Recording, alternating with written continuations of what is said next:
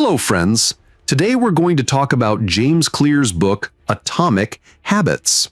It was almost 11 p.m. and Abai was sitting in his small room scrolling on his mobile screen. Just like every day, he thought that he would change everything from tomorrow. He would join the gym, eat healthy, and start working on his dream startup. But just like every day, he remained stuck in his thoughts. Abai was not an extraordinary person. He was just a boy from a middle-class family who wanted to achieve something big in his life, but was always worried, thinking, "Oh man, life's so big. There's so much to change. Where do I even start?" And thinking this, he could never start anything. Then, one day, his friend Nikhil gave him the book Atomic Habits by James Clear. At first, Abai thought that it would also be a typical motivational book with the same old advice, believe in yourself, never give up, etc. But when he started reading it, he gradually realized that this book was a bit different. It talked about the power of small changes, whose impact slowly increases and one day transforms into a big success. The first concept of the book was atomic habits, which means small habits that are so tiny they're easy to ignore, but when you start doing them daily, their impact becomes immense. Abai really liked this idea. He thought, let's give it a try. This time, I won't focus on perfection, just on consistency. The next morning, he didn't set any big goals. He just decided that every morning he would do 5 minutes of stretching. Just 5 minutes. Not going to the gym, not a difficult routine, just 5 minutes of moving his body. The first day felt very strange, but he told himself it's just a matter of 5 minutes. After that, you can do whatever you want. And with this thought, he exercised for 5 minutes. Slowly, these 5 minutes turned into 10 minutes. Then he thought, now that the body is a little active, why not start the day by reading a good book? He made a habit of reading for 10 minutes every morning. At first, he would laugh at himself for taking such small steps, but then he remembered a quote from James Clear: "Habits are the compound interest of self-improvement." That is, just as the interest on money slowly grows into a large sum, so do habits grow. Abai convinced himself that these 10-minute changes would one day turn him into the person he wanted to be. A month passed, and he continued his small habits without a break. Now his mindset was slowly starting to change. Where he used to think that change had to be big to make a difference, he now knew that the real power lies in consistency, not intensity. Then he made another change. He stopped using his mobile before going to bed at night. Instead, he started keeping a notebook where he would write down 3 small goals for the next day, such as walking for 10 minutes, drinking an extra glass of water, or thinking of a new idea for his startup. Slowly, his confidence level began to rise. The tasks that used to seem impossible to him now seemed doable. The reason was simple. He had divided them into small parts. Once, there was a wedding at his house. Everyone was busy, and the routine was completely messed up. The old Abai would have found a perfect excuse. Now everything's ruined. It's hard to start again. But the new Abai was different. He didn't give up his 2-minute habit even in that chaos. He reminded himself, skip once, but never twice. This saying had stuck in his mind. Skipping a day is okay, but skipping 2 days quickly kills a habit. Abba's life was not very organized now, but it was very purposeful. He was doing every task thoughtfully. He had reduced his social media usage and started tracking his screen time. He didn't do all of this at once. He would only add one new small change every week and maintain the previous one. A few months later, his friends were surprised to see him. "You've changed, man," a friend said. Abai smiled and said, "Nothing, man. I'm just trying to be 1% better every day." His friends thought he was joking, but in reality, that's exactly what he was doing, improving by 1% every day. He also gave up one of his old habits, negative self-talk. He used to put himself down. "I can't do it. I'm lazy. I'm not disciplined." But now, every time such a thought came to his mind, he started asking himself one question: can I be 1% better today? And if the answer was yes, he would take a small step in that direction. The startup idea was also slowly starting to take shape. He started market research, launched a trial on a small scale, and within the first 3 months, he started getting some good customers. He was surprised that such big results could come from such simple small steps. One day he wrote a quote on his room wall: "Success is not a goal, it's a system, and a system is created through habits." Now, Abai didn't have the pressure of doing something big every day. Now he just had to follow his system.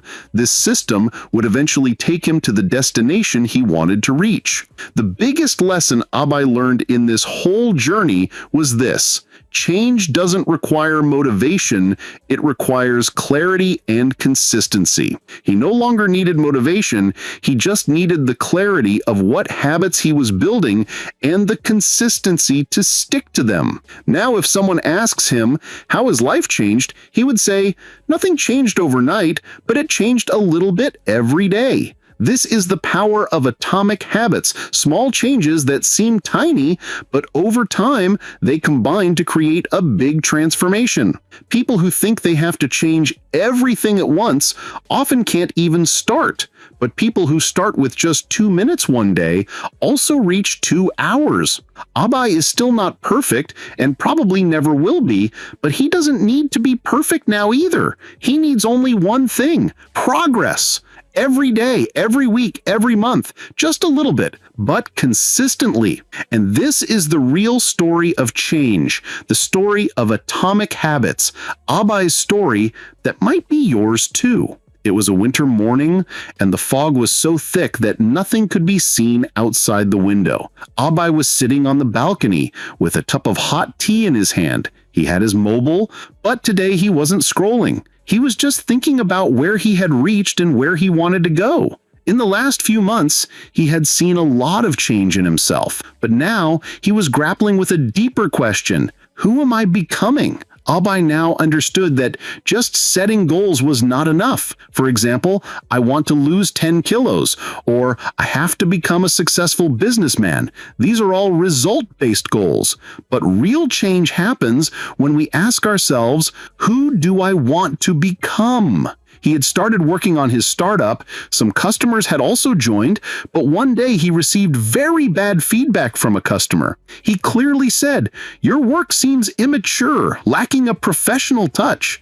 The old Abai would have been disappointed and given up on everything, but now he asked himself a question: if I want to be a responsible entrepreneur, how do I deal with this feedback? This was identity-based thinking. He didn't care about the result. He just tried to connect with himself. He began to think, am I a person who retreats from problems or one who learns from them? He started redefining his identity from the next day. Now every habit was not just for achieving a goal, but for building himself into a better person. For example, he now told himself, I am the person who learns something new every day. For this, he started reading something new for 15 minutes every day. He now didn't think that he had to finish this book in a month, but rather he thought, a reader reads a little bit every day. Then, one day, he told himself, I am a disciplined person. And with that thought, he started making his bed properly every morning. It wasn't a big task, but it was a signal to his subconscious mind. I am a person who takes care of the things around me. Slowly, his thinking began to change. Now, if someone told him, dude, you've started waking up on time, he would smile and say, because I want to be a person who wakes up early. That is, now he was building habits not because of the habits themselves, but because of his identity. Once, his friend Rahul asked, how do you stay so consistent? I can't stick to any habit. Abai smiled and replied, because I'm not building habits, I'm building myself. Rahul didn't understand this. He asked, What do you mean? Abe said, look, when someone says, I'm a smoker, but I'm trying to quit, they still consider themselves a smoker. But when someone says, I am a non-smoker, they give themselves a new identity, and their actions change according to that identity. Rahul became silent. Perhaps for the first time he had connected habits and identity so deeply. Abe now started to act like an entrepreneur. Even though his startup was not very big yet, he had changed his language. Now he would say, my business, not my little attempt. This small change had greatly boosted his confidence. He started a diary where he would ask himself a question every day. What did I do today that brought me closer to the person I want to be? Sometimes the answer would be, I listened to the customer attentively and wasn't defensive. Sometimes it would be, I kept my mobile aside and did deep work for 1 hour. Sometimes there would be nothing, and he would be honest. Today I was distracted, but tomorrow I'll be better. Slowly, this self-reflection became a habit. Now, instead of fighting with himself, he started connecting with himself. His inner transformation was now visible externally. His body language had become confident. He started paying attention to his clothes, not to impress anyone, but to stay connected with himself. He would think, I am a disciplined, elegant, respectful person, and I should look that way too. He adopted a very simple method. Every time he did something, he would ask himself, is this the action of the person I want to be? For example, if he felt like scrolling until 12 a.m. at night, he would ask himself, would a hardworking and focused person do this? If the answer was no, he would turn off his mobile and go to sleep. All these changes were small, but they re-established Abe's identity. If you like our free summary, then you can subscribe to our channel, buy our membership, or support us through UPI. Now back to the summary. Now he wasn't just changing, he was living the change. Then one day, a big moment came. He was invited as an entrepreneur to a prestigious event. He didn't have an attractive office of his own, and the staff was also small, but still he was called because people had started to recognize his seriousness and work ethic. When he went on stage and held the mic, his first sentence was, I am standing here not because of a great achievement, but because of my identity. I started to consider myself a committed student and entrepreneur, and that's what I've become. There was applause in the hall, and Abe's eyes had a shine. He knew that his journey was still long, but now he had no doubt about who he was. When he returned home at night, he wrote in his notebook, first build the identity. The results will follow on their own. From that day on, he started focusing more on identity formation than goal setting. Now it was not important for him how much he would earn in a year, but it was important that he would be a person who would continuously add value. The old Abe, who used to procrastinate on everything, blame others, and consider himself confused, was different from today's Abe. He was calm, clear, and most important, his decisions were purposeful. He felt that the biggest feature of identity-based habits is that they are not temporary. For example, if someone only wants to lose 10 kilograms, they might return to their old habits after losing the weight. But if someone starts to consider themselves a healthy person, they will always prioritize health. Abe applied this principle everywhere. Now he would tell himself, I am the person who keeps promises. I am the person who learned something valuable every day. I am the person who enjoys discipline. Now his identity had become his habits. In this whole journey, he learned that if we only focus on results, they will never give us more than short-term happiness. But if we improve our identity, those habits will naturally become a part of our life. Even today, when Abe starts his day, he doesn't do it with a checklist, but with this thought, today I will live like the person I am trying to become. And this mindset has become his greatest strength, because when your identity drives your habits, motivation is not needed. You just have to live as if you are already that person. It was almost 9 p.m. Abe was sitting in his small office, flipping through the old pages of his notebook. These pages were filled with all his plans, experiments, and reflections of the last few months. Every page seemed to show a new version of himself, but today he wasn't sitting just to read, but to try to solve a new problem. For a few weeks, he had a new goal: to journal. Every day, he felt that it would help him increase his clarity and self-awareness. In the beginning, everything was going well for 2 or 3 days, but then the consistency broke. He wanted to know why his habit wasn't sticking this time. That's when he remembered a concept in Atomic Habits: the 4 laws of behavior change: cue, craving, response, and reward. He thought, why not use this formula? The next morning, he told himself, let's break this habit down into these 4 levels of behavior. Maybe this will solve my problem. First was the cue, that is, the signal that starts a habit. He thought, when do I journal? The answer was, when all the work is done at night. But by then, he would be tired and often fall asleep while scrolling on his mobile phone. So he decided to change the cue first. Now he would journal in the morning when his mind was fresh, and the cue would be his favorite pen and notebook kept on his desk, which had been locked in a drawer until now. He put both things on the desk so that seeing them would remind him to do that task every day. Now it was the turn of the craving, that is, the desire that forces us to act. He asked himself, what can be my craving for this habit? He felt that he had a craving to convert his thoughts into words, a craving to understand himself. But this was too abstract. He needed something more immediate and attractive. So he made journaling a bit creative. Now he wouldn't just write general thoughts, but he would also draw a simple doodle with every entry, whether it was good or bad. He thought, this fun element will attract me to do it. And indeed, this strategy worked. Now it was the turn of the response. That is the actual task that builds the habit. Before, when he used to sit down to journal, finding the notebook, getting the pen, and clearing his mind, all of this felt like a burden. Now he had made everything easy. The notebook and pen were already ready, and he had created a specific format: 3 lines of gratitude,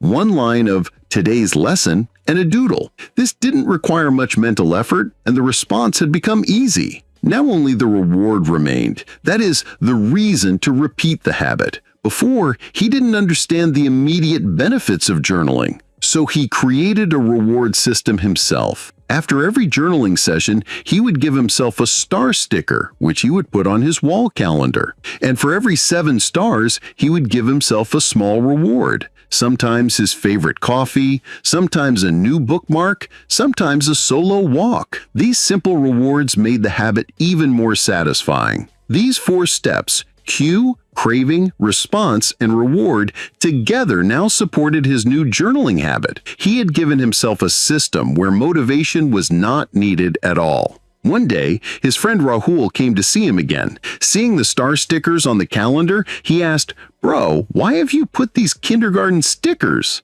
Abai smiled and said, "This is proof of my identity, that I know how to celebrate my small victories." Rahul's curiosity grew, and he also started to learn about habit formation from Abai. Abai explained to him, "Look, these 4 things are essential for building any new habit. First, the cue should be clear and visible so that the mind gets a signal. Then there should be a craving, meaning the habit itself should be so attractive or meaningful that the mind wants to do it. Then the response should be made easy, so easy that there are no excuses. And finally, the reward should be something that signals to the brain that this task should be done again." Rahul thought, "I also want to build a habit of reading a book in the morning." Abai asked, "So what will be your cue?"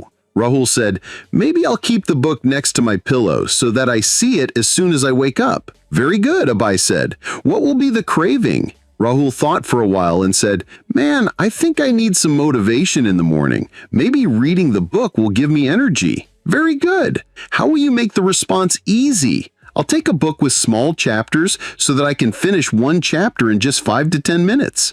And the reward? After every time I read, I'll listen to a song from my favorite playlist. Abai smiled and said, now you're also designing the behavior, not just forcing it. Rahul started applying this habit from the next day. A few days later, he himself came and said, bro, these 4 rules are magic, man. Now it feels like I'm understanding habits, not just tolerating them. Abai reminded him, because behavior change doesn't happen with motivation, it happens with design. Abai now started applying this framework to his other habits as well. For example, to reduce social media time, he removed the cue. He kept Instagram on the last screen. He redirected the craving. When he felt bored, he would choose journaling or reading. He made the response difficult. He put a 10-second delay app before opening the app on his phone. And as a reward, if he reduced his screen time, he would put 10 rupees in his piggy bank every day so that he could buy his favorite thing at the end of the month. Now it felt to him that building a habit was not a talent,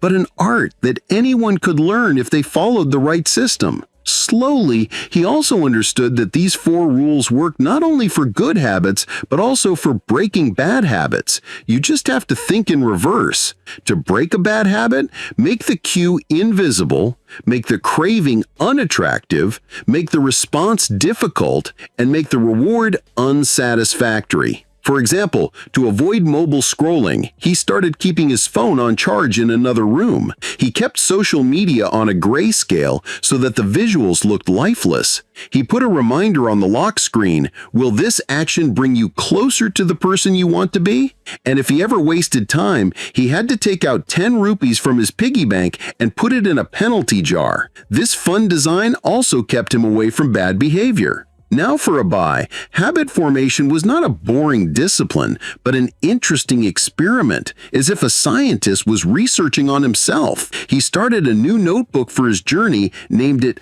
Behavior Lab. In it, he would break down every new habit into these 4 levels and test it. Sometimes it would succeed, sometimes it wouldn't, but now he wouldn't give up because he believed in the process. He had understood habits are not just a technique for doing work, but the art of designing oneself. And this art has 4 colors: cue, craving, response, and reward. Even today, when he starts working on a new goal, he writes only 1 sentence: design the habit, not just the result. And from here, his new story begins, every day with every habit. That day was Sunday. It was raining lightly outside, and Abai was sitting by the window flipping through his new habit notebook with a sip of tea. He had been on his self-improvement journey for a long time, and now he had started to feel a strange self-confidence in himself. He had learned a lot from small changes: consistency, identity-based habits, and the 4 laws of behavior change. But now he was a little worried about a new challenge. Actually, for the last few days, he had tried to start a meditation habit. He had read everything, benefits, techniques, and even downloaded an app. But still, he would do it one day and forget it the next. Many times he would remember at the end of the day, oh, I was supposed to meditate today. He thought, I can be consistent with so many habits, then why can't I meditate? That evening, he returned to the section in Atomic Habits where James Clear had written, "Make it obvious." He reread that part of the book, and one thing clicked directly in his mind: implementation intention and habit stacking. That is, not leaving the habit vague, but creating a clear plan. When, where, and how will I do this habit? Abai realized that the biggest problem with his meditation habit was this vagueness. He had only thought in his mind that he would meditate every day, but there was no specific time or specific place. And as long as a habit remains vague, the mind keeps ignoring it. From the next day, he created an implementation intention. I will meditate for 5 minutes every day at 7 a.m., right after I finish drinking my tea in my reading corner. Now the habit was not vague, but specific. The cue was also set: finishing the tea. The time was also specific, and the place was also fixed. The next day, as soon as he finished his tea, he went straight to the reading corner, opened the app, and meditated for 5 minutes. And the most interesting thing was, he didn't even have to remember it. The cue had done the work itself. This strategy was a game changer for him. He now started exploring habit stacking as well. He began to think about which new habits could be linked with existing habits so that they would stick naturally. He created some simple stacks. When I put my toothbrush away at night, I will write one line of gratitude in my journal. When I turn off my laptop in the evening, I will go for a 10-minute walk. When I take off my shoes after coming from outside, I will drink a glass of water. In this way, every new habit started to link with the old routine, and the burden of remembering became less because the mind didn't have to remember anything new, it just had to link a new task with an old habit. One day, his friend Rahul came to see him again and said, "Bro, now you've become a robot. You do everything on time." Abhay laughed. "Not a robot, bro, just a person of the system." Rahul said, "I also have to study on time, but I just can't remember." Abhay asked, "What are your daily habits that you never forget?" Rahul said, "Brushing my teeth, drinking tea, checking my phone." Abhay said, "That's it, just link the habit of studying there. For example, reading for 10 minutes as soon as you drink tea, or reading one page before checking your phone." Rahul liked this idea, and he started trying it from the next day. Abhay was now focusing on making every habit obvious. He bought a whiteboard and wrote down his habit stacks on it, and hung it up so that he could see it every morning as soon as he woke up. Now, when he designed a habit, the first question he would ask himself was, what will be the cue for this habit? If the cue is strong, the habit becomes automatic to remember and to start. After a few weeks, he saw that the meditation habit had now been integrated into his system. Now, as soon as he finishes his tea, he starts meditating without thinking about anything else. This was the magic of habit stacking, one behavior naturally linking to another. He made another interesting change in his environment. He started keeping his favorite books in the corners of his room where his eyes would go repeatedly, such as the dining table, next to the bed, and even on the bathroom shelf. He learned that you do what you see. Now, by keeping the phone away and the books close, reading naturally increased. He told himself, make the right habit obvious and the wrong habit not obvious. And he applied this principle to mobile usage as well. He put the distracting apps in a different folder and kept only those apps on the home screen that helped him grow, such as Kindle, Notion, and a meditation app. Then he adopted another concept, habit environment. He created a reading corner for himself where there were only books and a comfortable chair. Whenever he sat there, his brain would signal, now it's time to read. This place-specific cue helped him in his work. He learned that the environment silently shapes our decisions. Slowly, every corner of his room got a purpose. The study table was only for deep work, the bed was only for sleeping, and the sofa was for general discussions. This gave every habit a physical cue, and distractions slowly decreased. Now, motivation was not needed for him. Clarity had become his motivation. He didn't have to think for every task. His cues themselves would push him in the right direction. Then one day, he looked at himself in the mirror and smiled. He had now become a person who designed the environment so that habits would be followed naturally. He knew that clarity starts the work, and vagueness only delays it. Even today, when someone asks him, "How do you maintain habits?" he replies, "I don't build habits, I build cues. Cues create cravings. Cravings lead to responses, and rewards finalize the task. Only clarity is needed about when, where, and how." His life had now become a cue-based life, purposeful, planned, and free from distractions. Because when habits are clear, following them is not difficult. They just flow. Abhay's life had changed a lot now. His mornings were calm and focused. His days were productive, and his nights were reflective. The small habits he had adopted had now become a part of his identity. But there was one habit that would start and break repeatedly exercise. He had thought many times that he should be healthy. He had also bought running shoes, a few YouTube workout playlists were also ready, and he had set a reminder on his smartwatch. But whenever it was time to exercise, he would back off. I'll definitely start from tomorrow. One day he asked himself, I can meditate, I can journal, but why can't I work out? The answer was clear. The task seemed boring to him, which means the habit was not attractive. He remembered an old line from Atomic Habits, make it attractive. And with this, the idea of temptation bundling came to his mind, that is, linking an important but unpleasant habit with something we really like. He thought, I love listening to music, especially Bollywood and retro tracks. So why not link a workout with music? The very next day, he created a playlist named Workout Jalwa, which had his favorite dance songs. But this alone didn't change much. Then he tried an idea. I will only listen to my favorite songs when I work out. That is, the favorite songs would only be available when he exercised. This became a powerful reward. Now, every morning whenever he felt like listening to music, he would remind himself, first push-ups, then the playlist. And slowly this system started to work. Now his brain started to think that a workout means fun, music, and energy. He created a movement zone in a corner of his small room, where a yoga mat, a skipping rope, and a Bluetooth speaker were kept. This setup didn't look very attractive, but for him, it had become a vibration. Slowly, he started to use some more techniques. For example, while working out, he started listening to his favorite podcasts, where inspirational people would share their success stories. It felt to him as if he was not in a gym, but in a secret masterclass. This made the habit feel motivating rather than boring. One day, his friend Rahul came again, and he saw that Abhay was smiling even in the middle of a workout. Rahul said, Bro, how did you become so consistent without even going to the gym?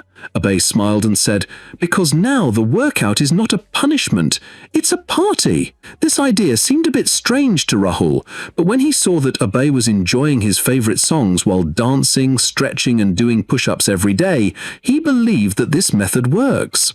Abhay had included another powerful thing in his habit journey: positive influence. He noticed that the people around him were getting inspired by his consistency. Slowly, 2 or 3 of his friends also started asking him for habit advice. Now, every Sunday, he would run a small habit circle where his 4 friends would connect on a video call and discuss their weekly victories and struggles. Someone would talk about their reading habit, someone about reducing screen time. This circle had become his support system. He understood surrounding yourself with people who already do the habits you want to build can be extremely powerful. If you are among people who take fitness, discipline, or self-improvement seriously, then that behavior also starts to seem natural to you. Inspired by this thought, he joined an online fitness challenge group where people would share their daily progress. He also started posting his workout selfies, and when he started getting thumbs up from others, the motivation increased even more. Now he started to like exercising every day, not just because he could listen to music, but also because he got a sense of community, as if he was not alone in this journey. He wrote a quote on his mobile wallpaper: "Make it easy, make it fun, and make it you." Now, the design of his every habit was based on this principle. Another technique he adopted, he started visually tracking his workout. He started putting red crosses on a wall calendar for every day he exercised. And when 7 red marks appeared in a row, he would tell himself not to break this chain. This small visual reward made his habit even attractive. Now, his morning routine started to have excitement, waking up, tea, meditation, then a workout with his favorite songs. All of this had become the best part of his life, and all this was possible only because he had made the habit attractive. Once, Rahul teased him and said, "You make habits so attractive that it feels like watching a Netflix show." Abhay replied, "Because when habits are not boring, there are no excuses." Now his focus was not just on self-discipline, but also on self-improvement. enjoyment. He knew that as long as a habit doesn't feel attractive, it doesn't last for a long time.